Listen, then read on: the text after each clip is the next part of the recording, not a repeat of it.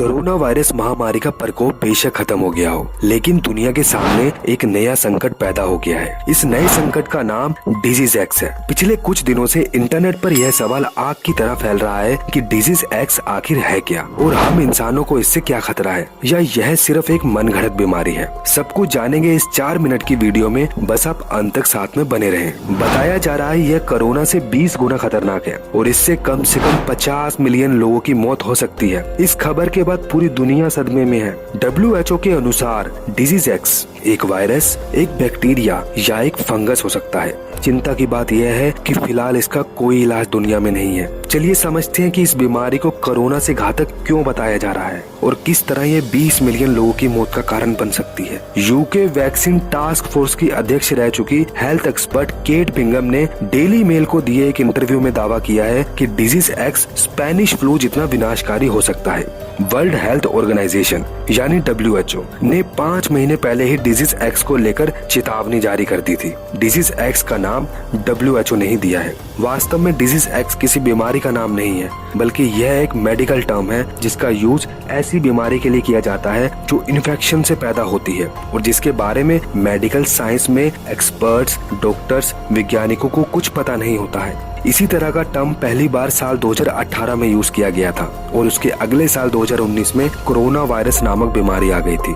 Daily mail में दिए अपने इंटरव्यू में बिंगम ने यहाँ तक कहा है कि 1918 से 1919 तक चली फ्लू महामारी ने दुनिया भर में कम से कम 50 मिलियन लोगों की जान ले ली थी, जो कि प्रथम विश्व युद्ध में मारे गए लोगों की तुलना में 2 गुनी थी। कहा जा रहा है कि डिजीज एक्स से हम इसी तरह की उम्मीद कर सकते हैं। WHO ने यहाँ तक कहा है कि कोविड-19 के मामले में एक तरह से हम भाग्यशाली रहे थे, क्योंकि इस वायरस से संक्रमित अधिकांश लोग ठीक होने में कामयाब रहे थे। और अगर बात डिजीज एक्स की करें तो ये इबोला जितनी या उससे भी अधिक जानलेवा बताई जा रही है।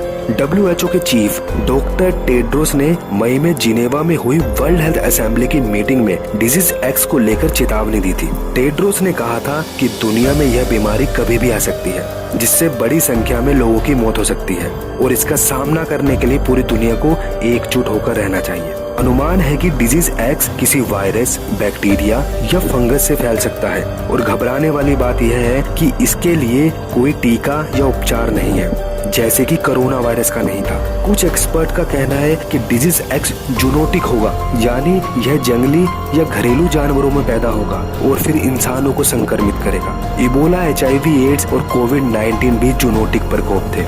यूके की हेल्थ एडवाइजर बिंगम ने कहा है कि अगर दुनिया को डिजीज एक्स के खतरे से निपटना है तो बड़े पैमाने पर टीकाकरण अभियान के लिए तैयार रहना होगा। अभी इसकी रोकथाम के लिए दुनिया भर के मेडिकल एक्सपर्ट सभी संभावित उपाय और शोध कर रहे हैं। कुछ वैज्ञानिकों का यह मानना है आकस्मिक प्रयोगशाला दुर्घटनाएं और जैव आतंकवाद की वजह से यह रोग पनप सकता है, जो कि वैश्विक जोखिम पैदा करेगा। हालांकि अभी तक किसी भी मेडिकल एक्सपर्ट द्वारा यह सटीक पुष्टि नहीं हुई है कि यह रोग किस वजह से होगा, कैसे होगा और इसके क्या लक्षण होंगे। आपको जानकर हैरानी होगी कि WHO ने साल 2018 में ही डिजीज एक्स के बारे में घोषणा कर दी थी, यानी कोविड-19 के आने से भी पहले। कुछ लोगों का यह भी मानना है कि यह इन मेडिकल एक्सपर्ट की एक मनगढ़ंत बीमारी है, जो कि सिर्फ अपनी मेडिकल इकोनॉमी को रेस करने के लिए बनाई गई है। आपको क्या लगता है, हमें कमेंट करके जरूर बताएं, क्योंकि डिजीज एक्स पर एक किताब जिसका नाम the next killer, how to stop the next pandemic before it start लिखी गई है, जिसके राइटर एक पूर्व पत्रकार